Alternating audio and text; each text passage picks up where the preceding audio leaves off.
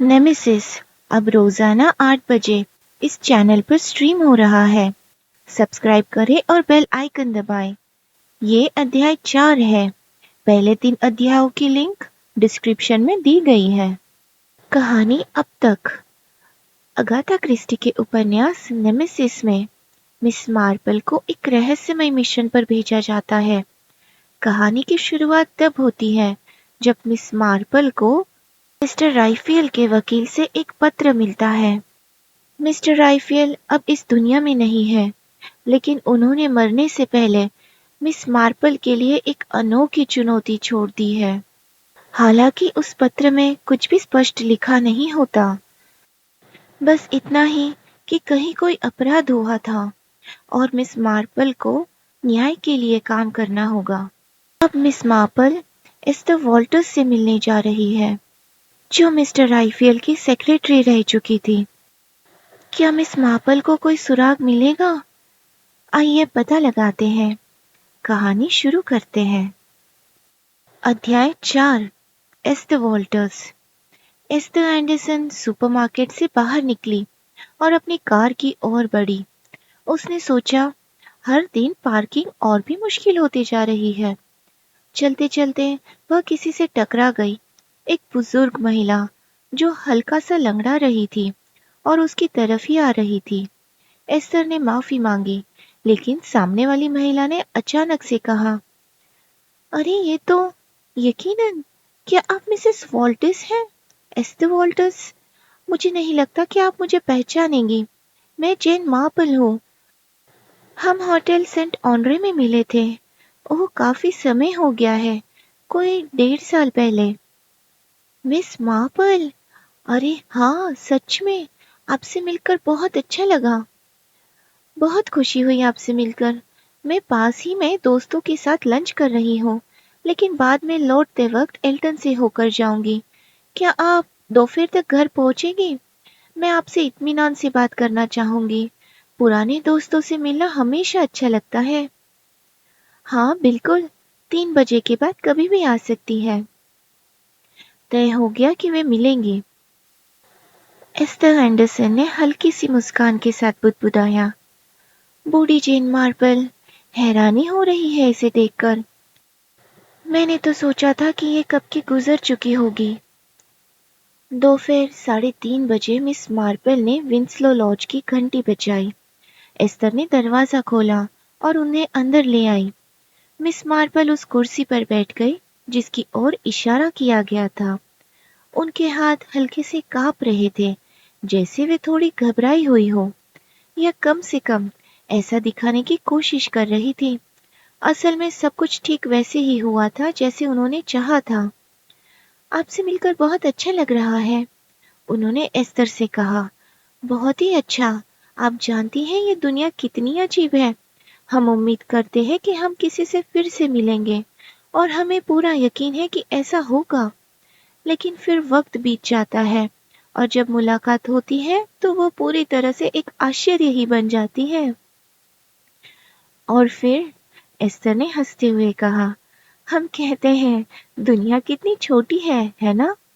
बिल्कुल, और इसमें काफी सच्चाई भी है। मतलब दुनिया तो बहुत ही बड़ी है और वेस्ट इंडीज तो इंग्लैंड से बहुत ही दूर है, लेकिन देखिए, हम कहीं भी मिल सकते थे। लंदन में, हेडिस में, किसी रेलवे स्टेशन पर या किसी बस में। संभावनाएं तो अनगिनत हैं। हाँ, संभावनाएं तो बहुत है, एस्तर ने सहमति जताई। लेकिन मैंने तो कभी नहीं सोचा था कि मैं आपको यहाँ मिलूंगी, क्योंकि आप यहाँ नहीं रहती, है ना? हाँ, सही कहा। वैसे ये सेंट मेरी मीट से बहुत दूर नहीं है, जहाँ मैं रहती हूँ। सिर्फ 25 मील की दूरी है। लेकिन गांव में जब कार ना हो और मैं कार खरीद भी नहीं सकती, वैसे भी मुझे कार चलानी नहीं आती, तो सफर थोड़ा मुश्किल हो जाता है। इसीलिए या तो बस से जाना पड़ता है या फिर गांव से टैक्सी लेनी पड़ती है। मुझे तो ये भी नहीं पता था कि आप इस इलाके में रहती हैं। हाँ, मैंने हाल ही में यहाँ रहना शुरू किया है, शादी के बाद ही। ओह, मुझे नहीं पता था। कितनी दिलचस्प बात है। लगता है मैंने अखबार में शादी का कॉलम मिस कर दिया। मेरी शादी को 4-5 महीने हो चुके हैं, एस्तर ने कहा। अब मैं एस्तर एंडरसन हूँ। मिसेस एंडरसन, मिस मार्पल ने कहा। और आपके पति? वे इंजीनियर हैं, एस्तर ने बताया। वे टाइम एंड मोशन ब्रांच संभालते हैं। वह थोड़ा रुकी, फिर कहा, वह मुझसे थोड़े छोटे हैं। अरे ये तो बहुत अच्छी बात है, मिस मार्पल ने झट से कहा। सच में बहुत अच्छी बात। आजकल पुरुषों की उम्र महिलाओं से ज्यादा तेजी से बढ़ती है। पहले ऐसा नहीं कहा जाता था, लेकिन असल में यही सच है। मतलब? एस्तर ने पूछा। मतलब ये कि उन्हें ज्यादा परेशानियां होती है। वे बहुत चिंता करते हैं, बहुत ज्यादा काम भी करते हैं, और फिर उन्हें हाई ब्लड प्रेशर हो जाता है, या कभी लो ब्लड प्रेशर। कभी कभी दिल की दिक्कत भी होती है, और गैस्ट्रिक अल्सर तो मानो उनके लिए आम बात हो गई है। मैं तो कहती हूँ हम महिलाएं इन मामले में उनसे ज्यादा मजबूत होती हैं। शायद आप सही कह रही है, एस्तर ने मुस्कुराकर कहा। अब मिस मार्पल को तसल्ली हुई।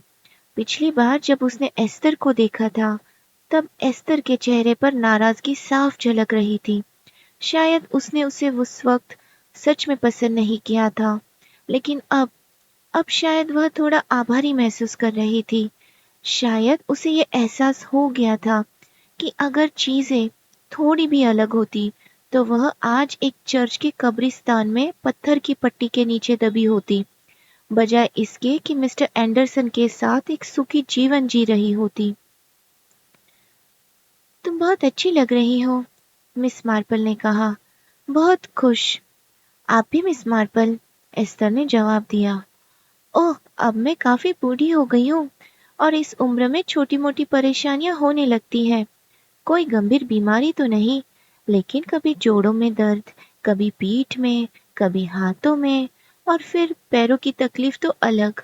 खैर, इन सब बातों को छोड़ो। तुम्हारा घर बहुत ही सुंदर है। हाँ, हमें यहाँ आए ज्यादा समय नहीं हुआ, बस 4 महीने पहले ही शिफ्ट हुए हैं, एस्तर ने बताया। मिस मार्पल ने चारों ओर नजर दौड़ाई। उसने पहले ही अंदाजा लगाया था कि ये घर नया लिया गया है।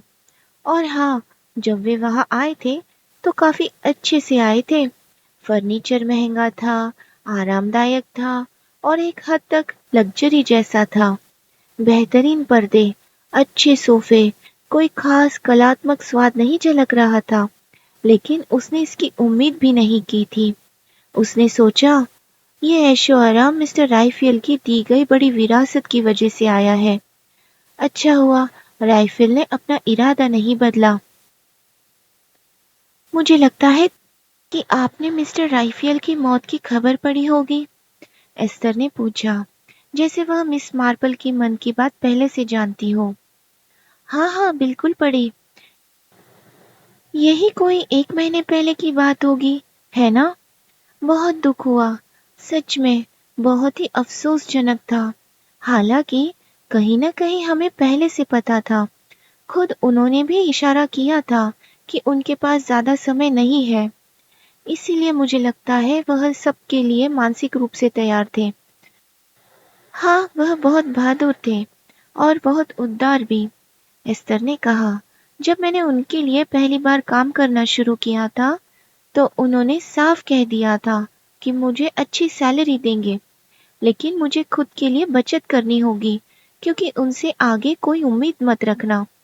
और सच कहूँ, मैंने कभी उम्मीद भी नहीं की थी। वह अपने शब्दों के काफी पक्के थे, लेकिन फिर लगता है उन्होंने अपना मन बदल लिया था। हाँ, मिस मार्पल ने सहमति जताई, और मुझे बहुत खुशी हुई ये जानकर। उन्होंने मुझे बहुत बड़ी रकम छोड़ी है, एस्तर ने कहा। एक चौंकाने वाली रकम। जब पहली बार पता चला तो मुझे ये यकीन ही नहीं हुआ। मुझे लगता है वह तुम्हें चौंकाना ही चाहते थे, मिस मार्पल ने मुस्कुराते हुए कहा। वह शायद इसी तरह के इंसान थे। फिर उन्होंने पूछा, क्या उन्होंने उस आदमी के लिए कुछ छोड़ा? वह जो उनका अटेंडेंट था, क्या नाम था उसका? ओ, जैक्सन। नहीं, उन्होंने जैक्सन के लिए कुछ नहीं छोड़ा, लेकिन मैंने सुना है कि पिछले साल में उन्होंने उसे काफी सारे तोहफे दिए थे। क्या तुमने जैक्सन को फिर कभी देखा? नहीं, मुझे नहीं लगता कि मैं उसे दोबारा मिली हूँ। जब वे इंग्लैंड लौटे तो जैक्सन उनके साथ नहीं रहा। शायद वह किसी लॉर्ड के पास चला गया जो जर्सी या गवर्नेसे में रहता है। मैं मिस्टर राइफियल से फिर मिलना चाहती हूँ, मिस मार्पल ने कहा। ये अजीब लगता है जब हम सब इतनी उलझी हुई परिस्थितियों में साथ रहे थे, आप, मैं और कुछ और लोग। फिर जब मैं घर लौटी 6 महीने बीत गए तो एक दिन अचानक मुझे एहसास हुआ कि हम एक कठिन समय में कितने करीब थे। लेकिन फिर भी मैं मिस्टर राइफियल के बारे में ज्यादा नहीं जानती। अभी कुछ दिन पहले ही जब मैंने उनके निधन की खबर पढ़ी तो सोचा कि काश मैं उनके बारे में थोड़ा और जान पाती। वे कहाँ जन्मे थे, उनके माता पिता कैसे थे, क्या उनके कोई बच्चे थे या भतीजे भतीजियां, कोई परिवार। मैं जानना चाहती थी। एस्टर एंडरसन हल्का सा मुस्कुराई। उसने मिस मार्पल की ओर देखा और उसके हाव भाव से ऐसा लगा जैसे वह कहना चाह रही हो, हाँ मुझे पता है, आप हर किसी के बारे में सब कुछ जानने की कोशिश करती है। लेकिन उसने बस इतना ही कहा। उनके बारे में एक ही बात थी जो सब जानते थे, कि वे बहुत अमीर थे। मिस मार्पल ने तुरंत कहा, यही तो आप कहना चाह रही है ना?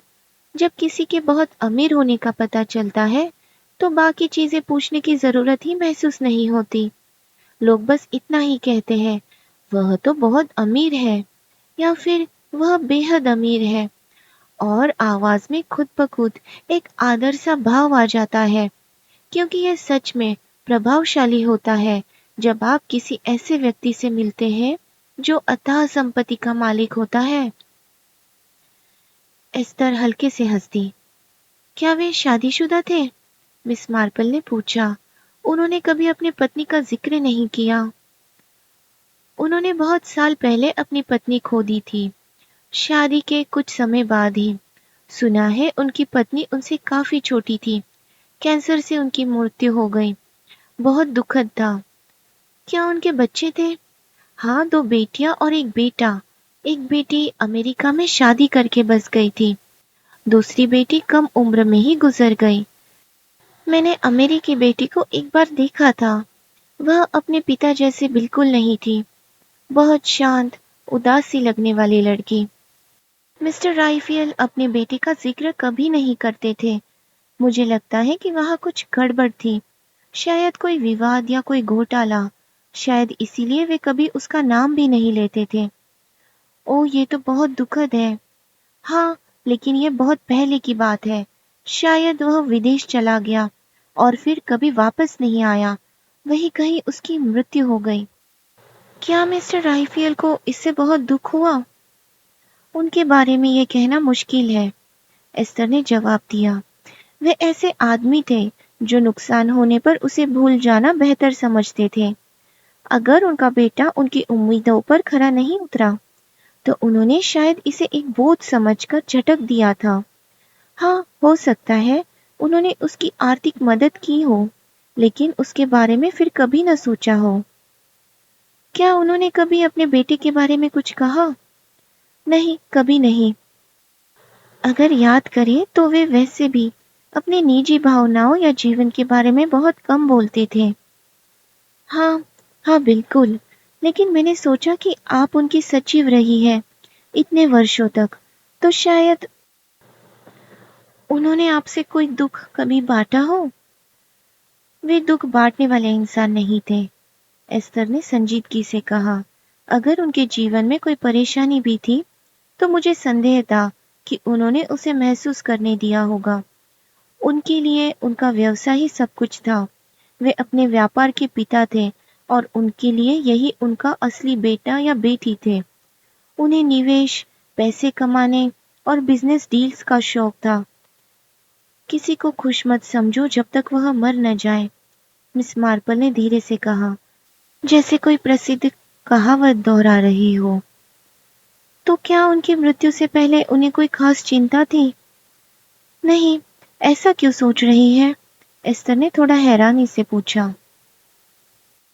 मैं बस सोच रही थी कि जब लोग, मैं ये नहीं कहूंगी कि बूढ़े हो जाते हैं, क्योंकि वे सच में इतने बूढ़े नहीं थे, लेकिन जब वे अस्वस्थ होते हैं, उतना काम नहीं कर पाते और आराम करने के लिए मजबूर होते हैं, तब चिंताएं ज्यादा सताने लगती है। हाँ, मैं समझ सकती हूँ कि आप क्या कहना चाह रही है, एस्तर ने कहा, लेकिन मुझे नहीं लगता कि मिस्टर राइफियल वैसे थे।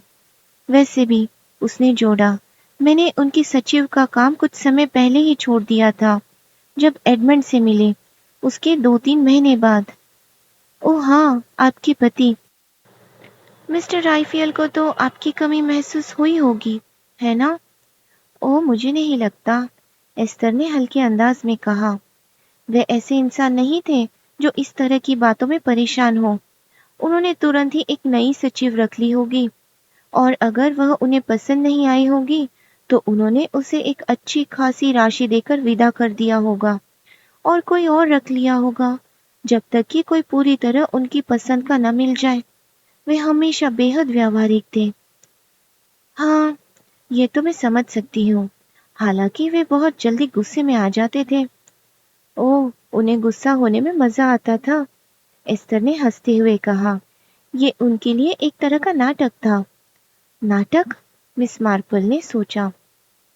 आपको क्या लगता है? मैंने अक्सर सोचा है, क्या मिस्टर राइफियल को अपराध शास्त्र में कोई विशेष रुचि थी? मेरा मतलब है, अपराधों के मनोविज्ञान में। आपका मतलब है जो कैरिबियाई में हुआ वो? एस्तर का स्वर अचानक सख्त हो गया। मिस मार्पल को आगे बात बढ़ाने में संकोच हुआ, लेकिन फिर भी उन्हें कुछ न कुछ तो पता करना ही था। नहीं, मेरा मतलब उस घटना के बाद की बात से था। शायद वे इन चीजों की मानसिकता को समझने लगे थे, या फिर वे उन मामलों में रुचि रखने लगे थे जहां न्याय सही ढंग से नहीं हुआ था, या फिर उनकी आवाज हर पल और अधिक बिखरी हुई लगने लगी। वे ऐसी चीजों में कोई दिलचस्पी क्यों लेते? एस्तर ने तीखे स्वर में कहा। अब उस सेंट ऑन्ड्रे द्वीप की एक भयानक घटना की बात नहीं करते। ओ नहीं, आप सही कह रही है। मुझे खेद है। बस कभी-कभी मिस्टर राइफियल जो बातें करते थे, उनके कुछ अजीब से शब्द, और मैंने सोचा कि शायद उनके पास अपराध के कारणों को लेकर कोई सिद्धांत था। उनकी रुचि हमेशा केवल वित्तीय मामलों तक ही सीमित थी, एस्तर ने ठंडे स्वर में कहा। हाँ, अगर कोई बहुत ही चालाक वित्तीय घोटाला होता, तो वह उन्हें आकर्षित कर सकता था, लेकिन बाकी कुछ नहीं। उसकी निहा उसकी निगाहें अब भी मिस मार्पल पर जमी हुई थी। मुझे खेद है, मिस मार्पल ने विनम्र स्वर में कहा। मुझे इस विषय पर बात नहीं करनी चाहिए थी, और अब मुझे चलना चाहिए। उन्होंने जोड़ा, मुझे अपनी ट्रेन पकड़नी है और मेरे पास थोड़ा ही समय बचा है। ओह, मेरा बैग कहाँ रखा था? ओह, यहाँ है। उन्होंने अपना बैग, छाता, कुछ और चीजें समेटी, जिससे माहौल की गंभीरता कुछ कम हो गई। जैसे ही वे दरवाजे की ओर बढ़ी, एस्तर ने उन्हें रोककर चाय पीने के लिए कहा। नहीं धन्यवाद डियर, लेकिन मुझे आपसे मिलकर सच में अच्छा लगा। मैं आपको शादी की ढेरों शुभकामनाएं देती हूँ। अब आप कोई नौकरी नहीं करेगी, है ना? कुछ लोग करते हैं, एस्तर ने जवाब दिया। वे कहते हैं कि उन्हें कुछ न करना उबाऊ लगता है, लेकिन मुझे आराम की जिंदगी ज्यादा पसंद है, और मुझे मिस्टर राइफियल की दी हुई विरासत का भी आनंद लेना चाहिए। वे शायद यही चाहते कि मैं इन सब का आनंद लूं, चाहे मैं इसे उनके हिसाब से बेवकूफी भरे स्त्री सुलभ तरीके से खर्च करूं। महंगे कपड़े, नया हेयर स्टाइल और इस तरह की चीजें। वे इन सब बातों को बहुत मूर्खतापूर्ण मानते थे। फिर अचानक उसने कहा, मुझे उनसे लगाव था, आप जानती हैं। हाँ, मुझे सच में उनसे लगाव था। शायद इसलिए क्योंकि वे मेरे लिए एक चुनौती थे। उनसे तालमेल बिठाना आसान नहीं था, और मुझे यही करने में मजा आता था। और उन्हें संभालने में अच्छा, उन्हें पूरी तरह से नियंत्रित करना तो नहीं, लेकिन शायद जितना वे समझते थे, उससे थोड़ा ज्यादा कर लेती थी। मिस मार्पल हल्के कदमों से सड़क की ओर बढ़ गई। वह एक बार मुड़ी और हाथ हिलाया। एस्थर एंडरसन अब भी दरवाजे पर खड़ी थी और उसने भी मुस्कुराते हुए हाथ हिला दिया। मुझे लगा था कि शायद इसका कुछ लेना देना उससे हो सकता है, या उसे इसके बारे में कुछ पता हो, मिस मार्पल ने खुद से कहा। लेकिन लगता है मैं गलत थी। नहीं, लगता है कि इस मामले में उसका कोई हाथ नहीं है। ओ, मुझे ऐसा लग रहा है जैसे मिस्टर राइफियल ने मुझसे कोई मजाक किया था, या फिर उन्होंने मुझसे कोई ज्यादा ही उम्मीद कर ली थी। उन्हें लगा होगा कि मैं चीजों को जोड़ कर देख पाऊंगी, लेकिन कौन सी चीजें? अब आगे मुझे क्या करना चाहिए? उन्होंने सिर हिलाया। उन्हें बहुत ध्यान से चीजों के बारे में सोचना था। यह जिम्मेदारी जैसे उनके कंधों पर छोड़ दी गई थी। इसे स्वीकार करना, न करना, समझना कि ये सब क्या था, या फिर कुछ भी न समझकर बस आगे बढ़ना और उम्मीद करना कि कोई न कोई रास्ता मिल ही जाएगा। उन्होंने अपनी आंखें बंद की और मिस्टर राइफियल के चेहरे को याद करने की कोशिश की। वह होटल के बगीचे में बैठे थे, हल्के फुल्के ट्रॉपिकल सूट में। उनके चिड़चिड़े और झुर्रियों भरे चेहरे पर कभी-कभी हल्की सी मुस्कान झलक जाती थी। असल में वह ये जानना चाहती थी कि जब उन्होंने ये योजना बनाई थी, जब उन्होंने इसे आगे बढ़ाने की ठानी थी, तो उनके दिमाग में क्या चल रहा था। उन्होंने मिस मार्पल को इसमें शामिल करने की क्यों सोची? क्या ये अचानक उनके दिमाग में आया? लेकिन क्यों? मिस मार्पल में ऐसा क्या था जो उनके किसी काम आ सकता था? वह तो एक साधारण, बुजुर्ग और थोड़ी सी बिखरी हुई लगने वाली महिला थी। न ही शारीरिक रूप से ज्यादा मजबूत और न ही मानसिक रूप से उतनी तेज जितनी पहले हुआ करती थी। फिर भी मिस्टर राइफियल को लगा कि सिर्फ वही इस काम को कर सकती है। कहीं ये सब उनके लिए मजाक का हिस्सा तो नहीं था?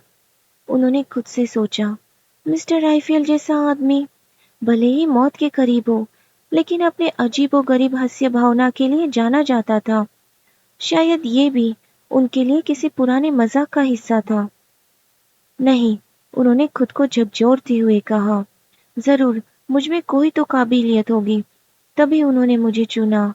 आखिर अब जब मिस्टर राइफियल इस दुनिया में नहीं रहे, तो वह अपनी शरारत का मजा लेने के लिए भी मौजूद नहीं थे। मिस मार्पल ने खुद की जांच की। हाँ, वह जिज्ञासु थी, सवाल पूछती थी। एक ऐसी उम्र की महिला थी जिनसे लोगों को उम्मीद होती थी कि वह बेवजह बातें करेगी और हर चीज में नाक घुसाएगी। कोई पेशेवर जासूस या मनोवैज्ञानिक सवाल करता तो लोग सतर्क हो जाते, लेकिन एक बुजुर्ग महिला अगर सवाल पूछे तो किसी को संदेह नहीं होता। एक बूढ़ी बिल्ली, उन्होंने खुद से मुस्कुराते हुए कहा।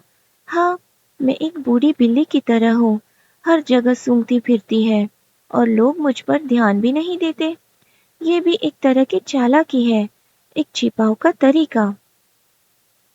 उन्होंने फिर से सेंट ऑनरे और hotel of the golden palm के बारे में सोचा।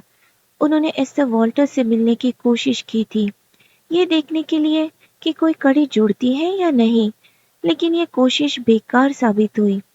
वहां से कोई और कड़ी नहीं जुड़ती थी, कोई ऐसा सूत्र नहीं मिला था जिसे मिस्टर राइफियल ने उन्हें इसमें शामिल करने की सोची थी। ओह मिस्टर राइफियल, आप कितने झंझट वाले आदमी थे, उन्होंने हल्के गुस्से में बुदबुदाया। रात में जब वह बिस्तर पर लेटी, अपनी तकलीफ देह गठिया वाली पीठ पर गर्म पानी की बोतल टिकाई, तो जैसे उन्होंने फिर से किसी अंधे की मौजूदगी से बात की। मैंने अपनी पूरी कोशिश कर ली, उन्होंने स्पष्ट स्वर में कहा, जैसे कोई वास्तव में उन्हें सुन रहा हो। मैंने अपनी समझ के अनुसार सब कुछ किया और अब ये सब आपके हाथ में है।